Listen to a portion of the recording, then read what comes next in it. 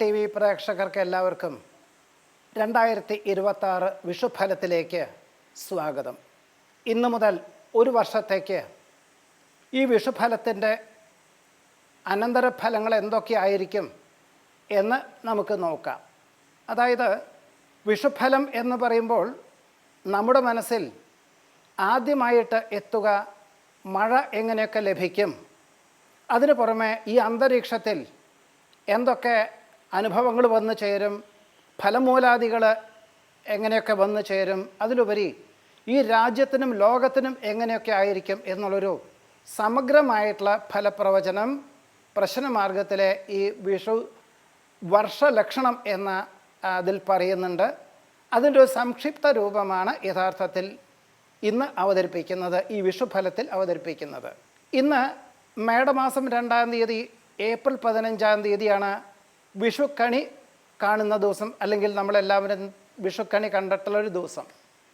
യഥാർത്ഥത്തിൽ ഇന്നലെ മേടമാസം 1201-ാം ആണ്ട് മേടമാസം 1-ാം തീയതി 2026 ഏപ്രിൽ 14-ാം തീയതി ചൊവ്വാഴ്ച 9:32 പകൽ ചതയ നക്ഷത്രത്തിൽ മേഷ വിഷു സംക്രമം, അതായത് മേടത്തിലേക്ക് സൂര്യൻ സംക്രമിച്ചു എന്ന് പറയും, യഥാർത്ഥത്തിൽ ഭൂമിയാണ് സംക്രമിച്ചിട്ടുള്ളത്. അങ്ങനെ മേടം 1-ാം തീയതി ഇന്നലെ തുടങ്ങി എങ്കിലും പകല് സംക്രമമുള്ളത് കൊണ്ടാണ് വിഷുക്കണി ദർശനം ഇന്നത്തെ ദിവസം പുലർച്ചെ, അല്ലെങ്കിൽ അഹസ് പുലർന്നിട്ട് 2:30 മണിക്ക് ശേഷം എപ്പോൾ വേണമെങ്കിലും വിഷുക്കണി കാണാം എന്നുള്ളതാണ് യഥാർത്ഥത്തിൽ ആചാരക്രമം. ഇങ്ങനെ ഈ വിഷു സംക്രമത്തിൻ്റെ അന്ന് മുതൽ ഇനി വരുന്ന 2027 ഏപ്രിൽ 13-ാം തീയതി വരെ ഇടവം, മിഥുനം, കർക്കിടകം, ചിങ്ങം എന്നീ മാസങ്ങളിലെ സംക്രമത്തിൻ്റെ വാരത്തിൻ്റെ അധിപതി, അതായത് ഏത് ദിവസമാണ് സംക്രമിക്കുന്നത്, ഏതാഴ്ചയിലാണ്, ഈ ആഴ്ചയുടെ അധിപതിയെ കണക്കാക്കിയും ഈ കഴിഞ്ഞ മീനമാസം 5-ാം തീയതി 2026 മാർച്ച് 19-ാം തീയതി വ്യാഴാഴ്ച ഉത്രട്ടാതി നക്ഷത്രത്തിൽ പരാഭവം എന്ന പേരോട് കൂടിയതായിട്ടുള്ള ചൈത്രമാസം തുടങ്ങി.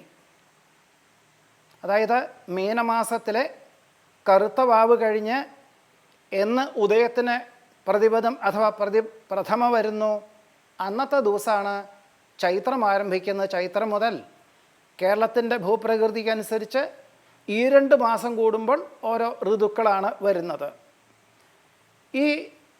ഈ ചൈത്രമാസം തുടങ്ങുന്നതിൻ്റെ അവസ്ഥ കണക്കാക്കിയും അത് ഏതൊക്കെ നക്ഷത്രത്തിൽ തിഥി, കരണം, നിത്യയോഗം ഇതൊക്കെ അടിസ്ഥാനപ്പെടുത്തിയും ഇനി മിഥുനമാസം 8-ാം തീയതി ജൂൺ 22-ാം തീയതി പകൽ 12:25 തിരുവാതിര ഞാറ്റുവേല തുടങ്ങുന്നത്. അതായത് ഭൂമി 365 ദിവസം കൊണ്ട് 360 ഡിഗ്രിയും ഒരു വലയം വയ്ക്കുന്ന ഈ നക്ഷത്ര സമൂഹത്തിൽ കൂടി ഭൂമി സഞ്ചരിക്കുന്നു. അത് 0 ഡിഗ്രി എന്ന് തുടങ്ങാം, മേടം മുതലെന്ന് പറയാം, അശ്വതി, ഭരണി, കാർത്തിക, അങ്ങനെ പ്രായേണ മിഥുനമാസം 7-ാം തീയതിയോ 8-ാം തീയതിയാണ് തിരുവാതിര ഞാറ്റുവേല തുടങ്ങുക പതിവ്. ഈ വർഷം 8-ാം തീയതിയാണ്, ജൂൺ 22-ാം തീയതി. ഈ തിരുവാതിര ഞാറ്റുവേലയുടെ അടിസ്ഥാനപ്പെടുത്തിയിട്ടും അതുപോലെ ഞാറ്റുവേലകൾ മേടമാസം 1-ാം തീയതി മുതൽ ഇനി ഒരു വർഷത്തേക്ക് ഞാറ്റുവേല പകലും വർദ്ധിക്കുക. ഈ വർഷം അങ്ങനെയാണ്, 17 ഞാറ്റുവേലകൾ പകലും 10 ഞാറ്റുവേല രാത്രിയിലുമാണ് ഞാറ്റുവേലകൾ തുടങ്ങുന്നത്. ഇതിനെ അടിസ്ഥാനപ്പെടുത്തിയും ഈ ജൂൺ 2-ാം തീയതി വ്യാഴം കർക്കിടകം രാശിയിലേക്ക് സംക്രമിക്കുന്നു. ഒക്ടോബർ 31-ാം തീയതി ചിങ്ങം രാശിയിലേക്കും 2027 ജനുവരി 25-ാം തീയതി കർക്കിടകം രാശിയിലേക്കും, അതേപോലെ 2027 ജൂൺ 26-ാം തീയതി ചിങ്ങം രാശിയിലേക്കും സംക്രമിക്കുന്നു. ഇതിനെ അടിസ്ഥാനപ്പെടുത്തിയും ചൊവ്വ, ബുധൻ, വ്യാഴം, ശുക്രൻ, ശനി എന്നീ ഗ്രഹങ്ങളുടെ സംയോഗം, വീക്ഷണം, ഇതിൽ ചില ഗ്രഹങ്ങൾ സഞ്ചരിക്കുന്ന ഒരു അവസ്ഥ, ഗ്രഹപ്പകർച്ചകൾ, ഇതൊക്കെ അടിസ്ഥാനപ്പെടുത്തിയിട്ട് ഒരു കൊല്ലത്തെ വിഷുഫലം പറയുന്ന ഒരു സമ്പ്രദായമാണ്. ഇനി മഴയെപ്പറ്റി പറയാം. ഇന്നലെ ഏപ്രിൽ 14 ഒരു കാർമേഘം മൂടിക്കിടക്കുന്ന ഒരവസ്ഥാവിശേഷം വന്നു ചേരുവാനും ചെറിയൊരു ചാറ്റൽ മഴ എന്ന് പറയാം, അല്ലെങ്കിൽ ചെറിയ രീതിയിൽ മഴ വന്ന് ചേരുവാനുള്ള സാധ്യതകളൊക്കെ ഉണ്ട്. 16, 17 എന്നീ തീയതികളിൽ, ഏപ്രിൽ 16, 17 എന്നീ തീയതികളിൽ ഒരു കാലവർഷ പ്രതീതിയൊക്കെ വരും. ഈ 14, 16, 17 എന്നീ തീയതികളിലെ മഴ ഒരു പക്ഷേ ഈ വിതയ്ക്കുന്ന, അതായത് ഞാറ് മുളയ്ക്കാൻ, നെല്ല് വിതയ്ക്കുക മേടമാസത്തിലെ 1-ാം തീയതി കഴിഞ്ഞ്, സംക്രമം കഴിഞ്ഞ് നല്ല ദിവസം നോക്കിയിട്ടാണ്. ഈ വർഷത്തിൽ മേടം 4-ാം തീയതിയാണ് നല്ല ദിവസമുള്ളത്. എന്നിരുന്നാലും ഈ നെല്ല് മുളയ്ക്കാൻ തക്കവണ്ണമുള്ള ഒരു മഴ കിട്ടും, വിതപ്പാൻ തക്കവണ്ണമുള്ള മഴ ലഭിക്കും എന്നതാണ് സൂചിപ്പിക്കുന്നത്. ഏപ്രിൽ 19 മുതൽ 23 വരെയുള്ള കാലയളവിൽ ദിവസവും അങ്ങിങ്ങായിട്ടൊരു മഴയുടെ ഒരു പ്രതീതി വന്ന് ചേരാനിടയുണ്ട്. മെയ് 1-ാം തീയതി മുതൽ 7-ാം തീയതി വരെ തന്നെ മഴയ്ക്കൊരു തുടക്കം കുറിക്കുക. നമുക്കൊക്കെ ശീലമുള്ളത് ഇടവപ്പാതി എന്ന് വെച്ചാൽ ജൂൺ 1-ാം തീയതി സ്കൂൾ തുറന്നാൽ അന്ന് മുതൽ മഴ കിട്ടുക, അങ്ങനെയൊക്കെയാണ് നമുക്കൊക്കെ പണ്ടൊക്കെ ശീലവും. ഇടവപ്പാതി എന്ന് വെച്ച് കഴിഞ്ഞാലും അങ്ങനെയാണ് ഒരു പതിവ്. ഈ മെയ് 1-ാം തീയതി മുതൽ 7-ാം തീയതി വരെ മഴ തുടങ്ങുകയും 14, 15, 16 എന്നീ തീയതികളിലും 19, 20, 21 എന്നീ തീയതികളിലും നല്ല നിലയിലൊരു മഴയുടെ പ്രതീതി വന്നു ചേരും. എന്നാൽ ചില ദിവസങ്ങളിലൊക്കെ കാറ്റിൻ്റെ അവസ്ഥകളെ കൊണ്ട് ഇവിടെ ലഭിക്കുന്ന മഴയുടെ തോത് കുറയും. എന്നാൽ വനപർവ്വതങ്ങളിലൊക്കെ സ്വല്പം കൂടുതൽ ലഭിക്കാനും സാധ്യതയുണ്ട്. ജൂൺ 1-ാം തീയതി മുതൽ കൃത്യമായിട്ട് ഈ വർഷം കാലവർഷത്തിന് തുടക്കം കുറിക്കും. 1-ാം തീയതി മുതൽ 8-ാം തീയതി വരെ വളരെ നല്ല നിലയിലുള്ള മഴ ലഭിക്കും.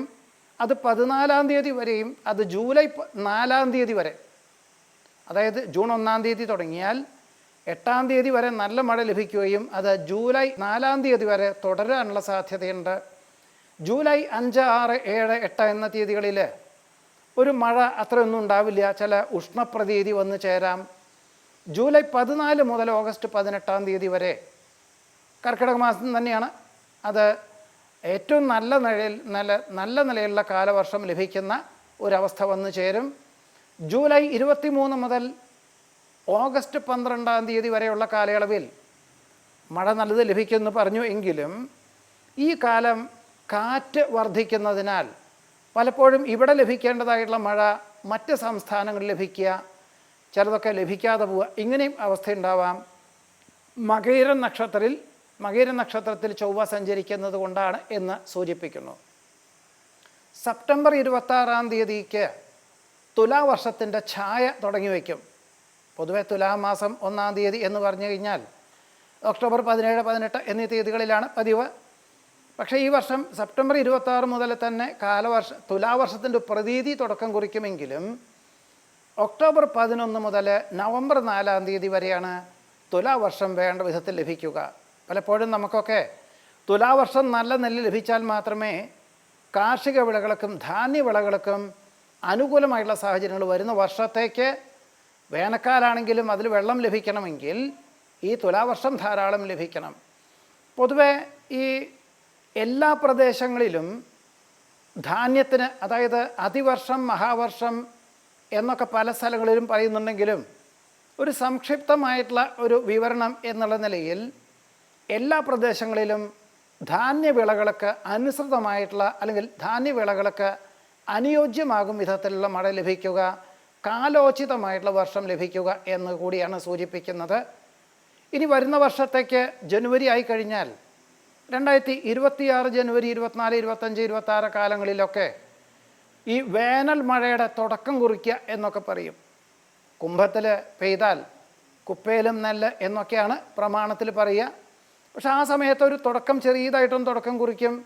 ഫെബ്രുവരി 24 മുതൽ മാർച്ച് 11-ാം തീയതിയാണ് യഥാർത്ഥത്തിൽ കുംഭമഴ ലഭിക്കാനും ഏപ്രിൽ 6, 7 എന്നീ കാലങ്ങളിലും ഒരു വേനൽ മഴ ലഭിക്കുവാനുള്ള സാധ്യത പോലും കാണുന്നതുമുണ്ട്. 2026 വിഷുഫലത്തിൽ കേരളത്തിനും ഭാരതത്തിനും ലോകമൊട്ടുക്കും എന്തൊക്കെ ഉണ്ടാവാൻ സാധ്യതയുണ്ട് എന്ന് പൊതുവെ ഒരു ഫലം നിർദ്ദേശിക്കാം. ഈ ചൈത്രാരംഭം മീനമാസത്തിൽ തുടങ്ങി അതുപ്രകാരവും പിന്നീടുള്ള സംക്രമങ്ങളെ അടിസ്ഥാനപ്പെടുത്തിയിട്ടൊക്കെ വിജ്ഞാനികളുടെ വിലപ്പെട്ട നിർദ്ദേശങ്ങൾ, ദീർഘവീക്ഷണത്തോടു കൂടിയതായിട്ടുള്ള നിർദ്ദേശങ്ങൾ സ്വീകരിച്ചും കൊണ്ട് സമഗ്ര വികസനത്തിന് ഉതകുന്ന വിധത്തിൽ പദ്ധതികൾ ആവിഷ്കരിക്കുവാനുള്ള സാഹചര്യങ്ങൾ ഭാരതത്തിൽ വന്നു ചേരുവാനും ഭാരതത്തിലെ ഭരണകർത്താക്കൾ അത് ആവിഷ്കരിക്കുവാനും അവലംബിക്കുവാനും ഉണ്ടാകുന്നത് വഴി ഭാരതത്തിന് നേട്ടമുണ്ടാവുകയും അതിലുപരി ലോകത്തിന് മാതൃകാപരമായിട്ടുള്ള സാഹചര്യങ്ങളാണ് ഉണ്ടായിത്തീരുക. ഇതിൻ്റെ വെളിച്ചത്തിൽ വ്യാവസായികമായിട്ടുള്ള മേഖലകളിലും വ്യാപാര മേഖലകളിലും അതിലുപരി വിദ്യാഭ്യാസ മേഖലകളിലും സമഗ്രമായിട്ടുള്ള ഒരു പരിവർത്തനം, ധ്രുവീകരണം വന്നു ചേരുവാനിടയുണ്ട്. ഇതിൽ കർമ്മരത സുധർമ്മ സന്മാർഗക നീതിവിഭോ നരേന്ദ്ര സുഭിക്ഷമാരോഗ്യമതീവ സൗഖ്യം ഭവേൽ ജനസ്യ എന്നതാണ് പ്രമാണം പറയുന്നത്. അതായത് സന്മാർഗത്തോടു കൂടിയതും ദീർഘവീക്ഷണത്തോടു കൂടിയതുമായിട്ടുള്ള പദ്ധതികൾ ആവിഷ്കരിക്കുക. നരേന്ദ്ര എന്ന് വെച്ച് കഴിഞ്ഞിട്ടുണ്ടെങ്കിൽ ഭരണകർത്താക്കൾ ആവിഷ്കരിക്കുക എന്നുള്ളത് തന്നെയാണ്, അവലംബിക്കുക എന്നുള്ളത് തന്നെയാണ്. അതിൻ്റെ പരിണത ഫലം എന്താണ്? സുഭിക്ഷം ആരോഗ്യം അതീവ സൗഖ്യം ഭവേൽ ജനസ്യ, ജനങ്ങൾക്ക് സുഭിക്ഷമായിട്ടുള്ള ആരോഗ്യവും സൗഖ്യവും എല്ലാം പ്രദാനം ചെയ്യും എന്നുകൂടിയാണ് ഇതിൽ പറയാനുള്ളത്. ഇതിൽ നീതിയുക്തമായിട്ടുള്ള ഭരണ സംവിധാനം അവലംബിക്കുക എന്നൊരു പദം കൂടി ഇതിൽ പറയുന്നുണ്ട്. കാർഷികമായിട്ടുള്ള മേഖലകളിൽ സമഗ്ര വീക്ഷണത്തോടു കൂടിയതും പുതിയതായിട്ടുള്ള ആശയങ്ങൾ അവലംബിച്ചുകൊണ്ടുള്ള കൃഷി രീതികളൊക്കെ ധാരാളം ആനുകൂല്യങ്ങൾ കൃഷി വകുപ്പിൽ നിന്നും ഗവൺമെൻറ് തലത്തിൽ നിന്നും വന്നു ചേരുന്നത് കർഷകർക്ക് വളരെ അനുകൂലമായി തീരുകയും ധാന്യവിളകൾ പലതും ഇറക്കുമതി ചെയ്തിരുന്ന പല ധാന്യവിളകളും അത് നിർത്തലാക്കി ഇവിടെ തന്നെ സ്വയം പര്യാപ്തത വന്ന് ചേരുക, ചില ധാന്യവിളകളൊക്കെ തന്നെ ഉൽപ്പാദന മേഖലയിൽ അനുകൂലമായിട്ടുള്ള സാഹചര്യങ്ങൾ വന്നു ചേർന്ന് കയറ്റുമതി വിപണിയിലും ഒരു വളരെയധികം ഒരു ധ്രുവീകരണം, നേട്ടമുണ്ടാകുന്നതിന് പോലും സാധ്യതയുണ്ട്. പ്രതിരോധ ശക്തി വർദ്ധിപ്പിക്കുവാനുള്ള സാഹചര്യങ്ങൾ കഴിഞ്ഞ 10 വർഷമായിട്ട് വളരെ നല്ല നിലയിൽ അവതരിപ്പിക്കുന്നതിൻ്റെ വെളിച്ചത്തിൽ രാജ്യസുരക്ഷയ്ക്ക് ഏറ്റവും അനുയോജ്യമായിട്ടുള്ള 3 പ്രതിരോധ വിഭാഗങ്ങളിലും വളരെ സമ്പൂർണ്ണമായിട്ടുള്ള ആശയങ്ങൾ അവലംബിക്കുന്നത് എല്ലാവർക്കും ഈ ഭാരതത്തിലുള്ളവർക്ക് തന്നെ ഒരാശ്വാസവും സുരക്ഷിതത്വവും തോന്നുന്ന വിധത്തിൽ പല സാഹചര്യങ്ങളും ഉണ്ടാവും.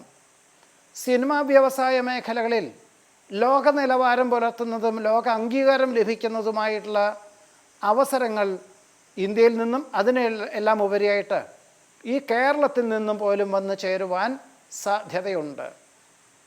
ഓഹരി വിപണിയിലുള്ള ചാഞ്ചാട്ടം ഒഴിവായി ഒക്ടോബർ 31 കഴിഞ്ഞാൽ സ്വല്പം ഒരു മാറ്റമുണ്ടാവാനും 2027 ജനുവരി 25 ശേഷം ക്രമാനുഗതമായിട്ടുള്ള പുരോഗതിക്കും സാധ്യത കാണുന്നതുമുണ്ട്. ഛത്രവർണം രക്തയാവുക, വാദ്യം ഡമരു, ഇങ്ങനെ കുറേ ഘടകങ്ങൾ കോർത്തിണക്കിയിട്ടാണ് പറയുന്നത്. 2 പറഞ്ഞു എന്ന് മാത്രമേ ഉള്ളൂ. ഇതിന് ഭരണകർത്താക്കൾ തമ്മിൽ തർക്കം, ഭരണകർത്താക്കൾ തമ്മിൽ യുദ്ധം എന്ന് പറയുന്നുണ്ട്. ഇന്ന് നമുക്ക് അതിൻ്റെ പരിണത ഫലം എന്താണ്? ലോകഭയം, ലോകനാശത്തെ ചെയ്യുന്ന സാഹചര്യങ്ങൾ വന്ന് ചേരും. അതിനെന്താണ് ഒരു അടിസ്ഥാനപരമായിട്ട് അതിൽ നിന്നൊരു വിരാമം വന്നു ചേരുക. നമ്മളൊക്കെ ഇപ്പോൾ അനുഭവിക്കുന്നത് തന്നെയാണ് ലോകഭയം ഉണ്ടാക്കുന്ന യുദ്ധഭീതി.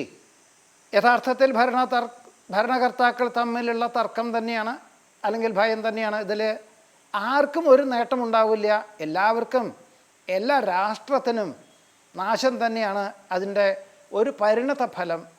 എന്നാൽ ഈ ഒരു ഭീതിജനകമായിട്ടുള്ള അന്തരീക്ഷത്തെ അതിജീവിക്കുവാൻ ജൂൺ മാസം 2-ാം തീയതി മുതൽ സ്വല്പം ഇതിൽ നിന്നൊരു യുദ്ധം നിർത്തിവെക്കുക എന്നാണോ പറയേണ്ടത്, അതിനൊരു ആശ്വാസം ഉണ്ടാവുക, അതിനൊരു സൊല്യൂഷൻ കണ്ടെത്താൻ, അതിനൊരു സാഹചര്യങ്ങളെല്ലാം കണ്ടെത്തുവാനും അതിനൊരു വിരാമം വന്നു ചേരുവാനുള്ള സാധ്യതകൾ ജൂൺ 2-ാം തീയതി മുതൽ വന്നു ചേരും.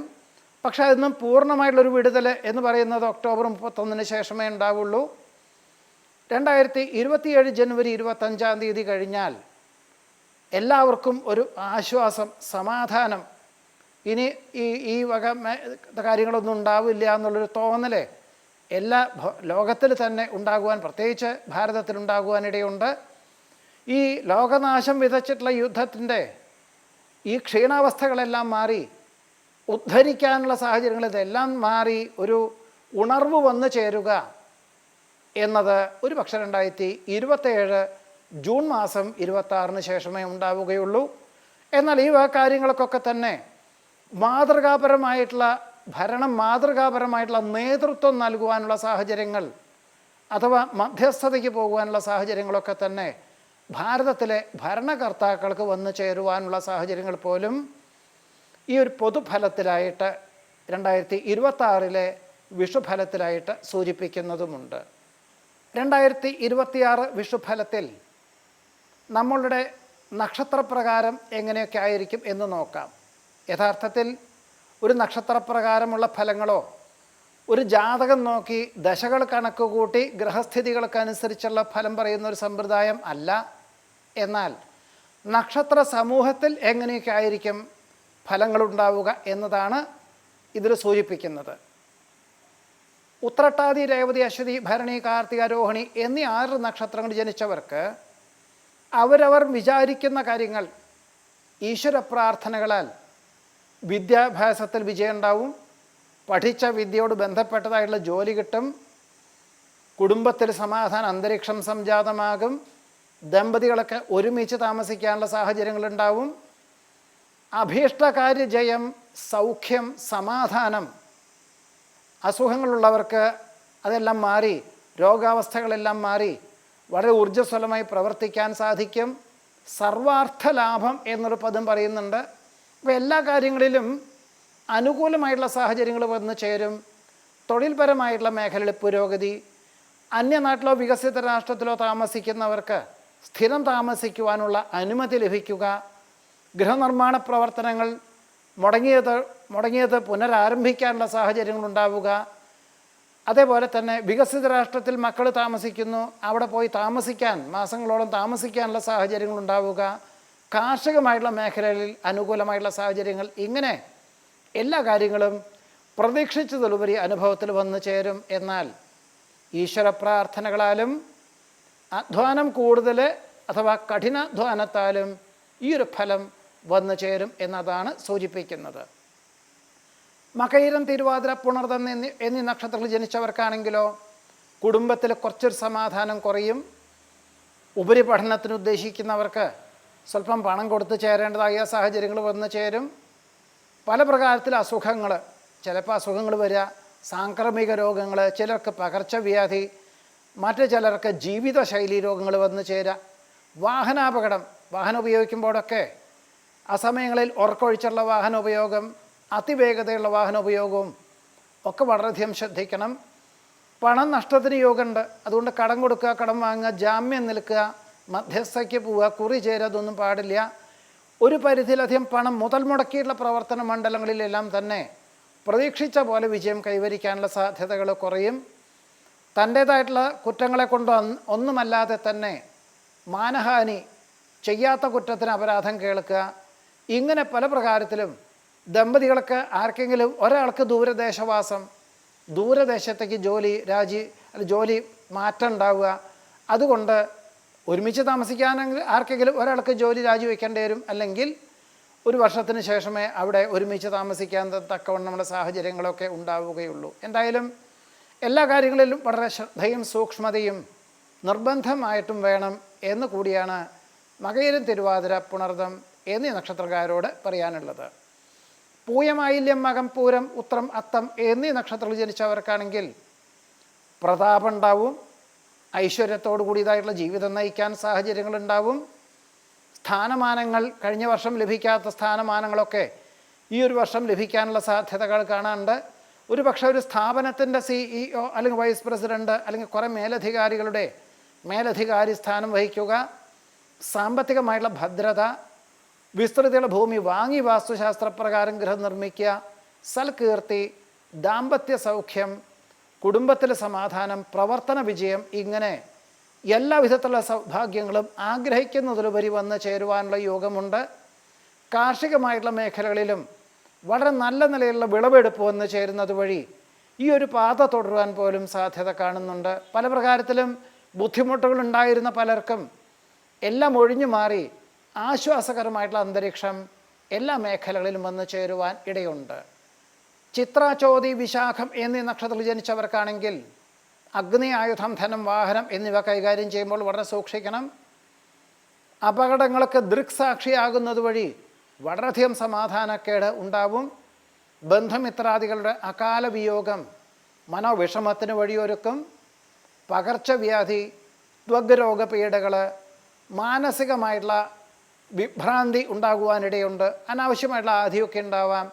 എല്ലാ കാര്യങ്ങളിലും ഒരു ഉൾഭയം, ഉൾവലിയുന്ന പ്രകൃതി വിശേഷം ഉണ്ടാവാം. ആലസ്യം, അലസത, കുട്ടികൾക്കാണെങ്കിൽ വിദ്യാർത്ഥികൾക്കാണെങ്കിൽ ഇത്രയൊക്കെ പഠിച്ചാൽ മതി എന്നുള്ളൊരു തോന്നൽ. വേറെ ചിലർക്ക് അമിതമായിട്ടുള്ള ആത്മവിശ്വാസം ഉണ്ടാവാം.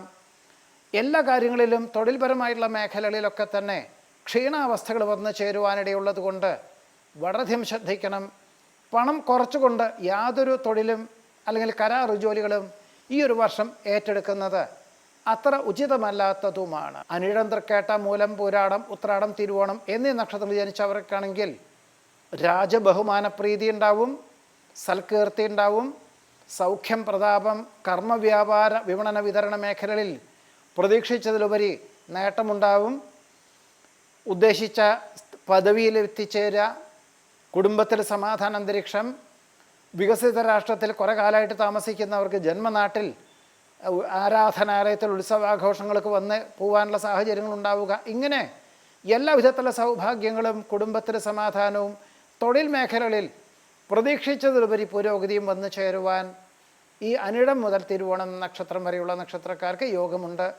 അവിട്ടം, ചതയം, പൂരോരുട്ടാതി എന്നീ നക്ഷത്രങ്ങൾ ജനിച്ചവർക്കാണെങ്കിൽ പല പ്രകാരത്തിലും മാർഗതടസ്സങ്ങൾ പലപ്പോഴും നമുക്ക് തോന്നാം. അങ്ങനെ വരാൻ സാധ്യതയില്ലല്ലോ എന്ന് തോന്നും.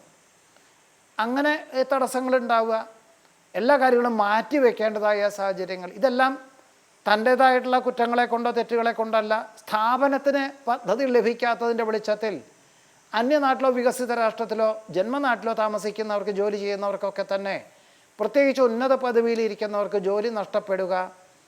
ഇങ്ങനെ സാമ്പത്തികമായിട്ടുള്ള പണം കൈകാര്യം ചെയ്യുന്നവർ വളരെ ശ്രദ്ധിക്കണം. രേഖാപരമല്ലാത്ത സാമ്പത്തികമായിട്ടുള്ള ഇടപാടുകളിൽ നിന്നും പിന്മാറണം. കുടുംബത്തിൽ അസ്വാരസ്യങ്ങൾ ഉണ്ടാവാതെ നോക്കണം. പ്രത്യേകിച്ച് ദമ്പതികൾ എല്ലാ കാര്യങ്ങളിലും വിട്ടുവീഴ്ച എന്നുള്ള പദത്തിനേക്കാളുപരി പരിഗണനാ സ്വഭാവം സ്വയമേവ എല്ലാവരും സ്വീകരിക്കുന്നത് ഏത് പ്രകാരത്തിലും നന്നായിരിക്കും. സാംക്രമിക രോഗങ്ങളെ കൊണ്ടും പല പ്രകാരത്തിലും സ്വസ്ഥതക്കേടുകളുണ്ടാവാം. ഈ ദേഹപരമായിട്ടുള്ള അസ്വാസ്ഥ്യങ്ങളെ കൊണ്ട് യാത്രകളെല്ലാം ഒഴിവാക്കിക്കൊണ്ട് ഇരുന്നും കൊണ്ട് ജോലിക്കുള്ള സാഹചര്യങ്ങൾക്ക് അവസരമുണ്ടാകുന്നത് സ്വല്പം ശമ്പളം കുറവാണെങ്കിൽ പോലും സ്വീകരിക്കുക തന്നെയായിരിക്കും നന്നാവുക. 2026 വിഷുഫലത്തിൽ ഓരോ നക്ഷത്രക്കാരുടെയും അഥവാ ഓരോ നക്ഷത്ര സമൂഹത്തിലും ആരോഗ്യം, അനാരോഗ്യം, വരവ്, ചെലവ്, അതായത് വരവും ചെലവെന്ന് പറയുമ്പോൾ ആ പദത്തിൻ്റെ അർത്ഥമൊന്നല്ല, നമുക്ക് മനസ്സിലുദ്ദേശിക്കുന്ന കാര്യങ്ങൾ അനുഭവത്തിൽ വന്ന് ചേരുക. ഇതിനെല്ലാം ഉപരിയായിട്ട് ഇനിയുള്ള ഈ 12 മാസങ്ങളിൽ പദാർത്ഥങ്ങളുടെ വില നിലവാരത്തെ പറ്റിയിട്ടും സൂചന നൽകുന്നുണ്ട്. ഇതിൽ ആദ്യമായിട്ട് രോഹിണി, പൂയം, ഉത്രം, വിശാഖം, പൂരാടം, ചതയം എന്നീ നക്ഷത്രത്തിൽ ജനിച്ചവർക്ക് എല്ലാ കാര്യങ്ങളിലും അനുഭവപ്രാപ്തി വന്നു ചേരും.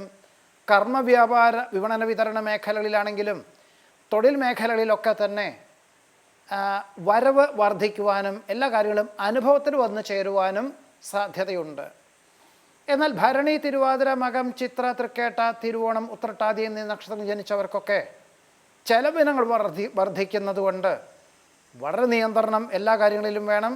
പ്രത്യേകിച്ച് സ്വന്തമായി നടത്തി വരുന്ന പ്രസ്ഥാനത്തിലാണെങ്കിലും സാമ്പത്തികമായിട്ടുള്ള വിഭാഗത്തിൽ കൂടുതൽ ശ്രദ്ധ കേന്ദ്രീകരിക്കണം. അവിചാരിതമായിട്ടുള്ള ചെലവുകളെ കൊണ്ടുണ്ടാവുമെങ്കിൽ പോലും ആർഭാടങ്ങൾക്കൊക്കെ നിയന്ത്രണങ്ങൾ ഏർപ്പെടുത്തിക്കൊണ്ട് ഒരു ധ്രുവീകരണത്തിന് സ്വയമേവ തയ്യാറാവണം. ആത്മസംയമനം നിർബന്ധമായിട്ടും വേണ്ടതുമാണ്.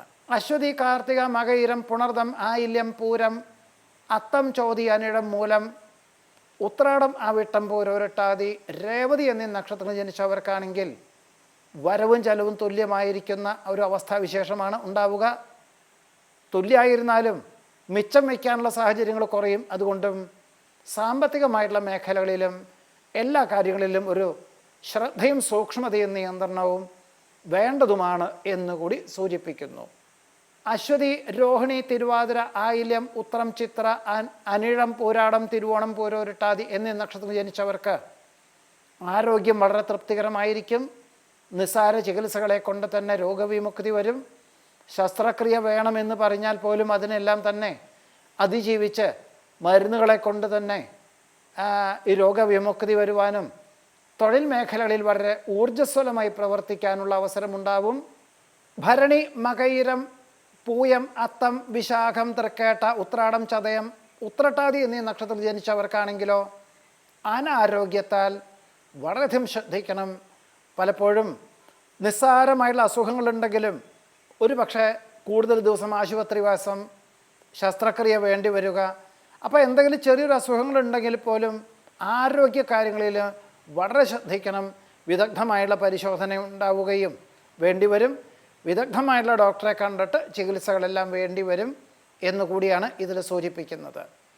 എന്നാൽ കാർത്തിക, പുണർദം, മകം, പൂരം, ചോതി, മൂലം, അവിട്ടം, രേവതി എന്നീ നക്ഷത്രത്തിൽ ജനിച്ചവർക്കാണെങ്കിൽ ഈ വർഷത്തിൽ ആരോഗ്യവും അനാരോഗ്യവും തുല്യമായിരിക്കും എന്നതാണ് പറയുന്നത്. അപ്പോൾ അവർക്ക് ഈ ഭക്ഷണപദാർത്ഥങ്ങളെ കൊണ്ട്, ഭക്ഷണം തന്നെയാണല്ലോ സപ്തധാതുക്കളെ കൊണ്ട് നമ്മുടെ ആരോഗ്യത്തെ നിലനിർത്തുന്നത്. അപ്പോൾ ഭക്ഷണകാര്യങ്ങളിലൊക്കെ വളരെ ശ്രദ്ധിക്കുക. യോഗയും പ്രാണായാമമൊക്കെ സ്ഥിരമായിട്ട് ജീവിതചര്യ ഉൾപ്പെടുത്തുക. അത് ഇവർ മാത്രമല്ല, ഇതെല്ലാം തന്നെ പൊതുവെ വ്യായാമം, ഈ ദേഹത്തിൻ്റെ ഭക്ഷണം കഴിക്കുന്ന അതേ പ്രാധാന്യം തന്നെ വ്യായാമത്തിന് കൊടുക്കുക എന്നത് പോലും വേണ്ടിവരും. എല്ലാ കാര്യങ്ങളും ഒരു നിയന്ത്രണത്തോടു കൂടിയതായിട്ടുള്ള സമീപനം, പ്രത്യേകിച്ച് ആരോഗ്യ കാര്യങ്ങളിൽ ശ്രദ്ധ കൂടുതൽ വേണ്ടിവരും എന്നുകൂടിയാണ് ഈ നക്ഷത്രക്കാരുടെ പറയുവാനുള്ളത്.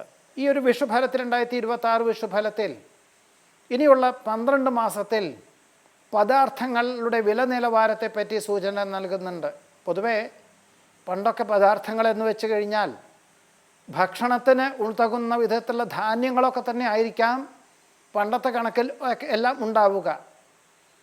അത് ഒരു ഭക്ഷണ പദാർത്ഥങ്ങൾ തന്നെയാണല്ലോ ഒരു മനുഷ്യൻ്റെ ജീവൻ നിലനിൽക്കണമെങ്കിൽ ഏറ്റവും പ്രധാനം. എന്നാൽ ഈ ഭക്ഷണ പദാർത്ഥത്തിന് കൃഷി ചെയ്തുണ്ടാക്കണമെങ്കിലോ അതിന് മഴയും കാലം കൃത്യമായിട്ടാവണം, കാലവർഷം കിട്ടണം, തുലാവർഷം കിട്ടണം. ഇവിടെ ഇടവം, മിഥുനം, കന്നി, മകരം, കുംഭം എന്നീ മാസകാലങ്ങളിൽ, അതായത് മെയ് 15-ാം തീയതി മുതൽ ജൂലൈ 17-ാം തീയതി വരെയും സെപ്റ്റംബർ 17-ാം തീയതി മുതൽ ഒക്ടോബർ 17-ാം തീയതി വരെയും 2027 ജനുവരി 15 മുതൽ മാർച്ച് 15-ാം തീയതി വരെയും പദാർത്ഥങ്ങളുടെ വില നിലവാരത്തിൽ വർധനവ് ഉണ്ടാവും എന്ന് സൂചിപ്പിക്കുന്നു. മേടം, കർക്കിടകം, ചിങ്ങം എന്നീ മാസകാലങ്ങളിൽ പദാർത്ഥങ്ങൾക്കെല്ലാം തന്നെ വില കുറവായിരിക്കും എന്നതാണ് സൂചിപ്പിക്കുന്നത്. അതായത് ഏപ്രിൽ 14 മുതൽ മെയ് 14-ാം തീയതി വരെയും ജൂലൈ 17-ാം തീയതി മുതൽ സെപ്റ്റംബർ 17-ാം തീയതി വരെയും പദാർത്ഥങ്ങൾക്ക് വില കുറയും. എന്നാൽ തുലാം, വൃശ്ചികം, ധനു, മീനം എന്നീ മാസകാലങ്ങളിൽ പദാർത്ഥങ്ങളുടെ വില നിലവാരത്തിൽ സമമായിട്ടുള്ള അവസ്ഥാവിശേഷം വന്നു ചേരുമെന്ന് പറയുന്നു.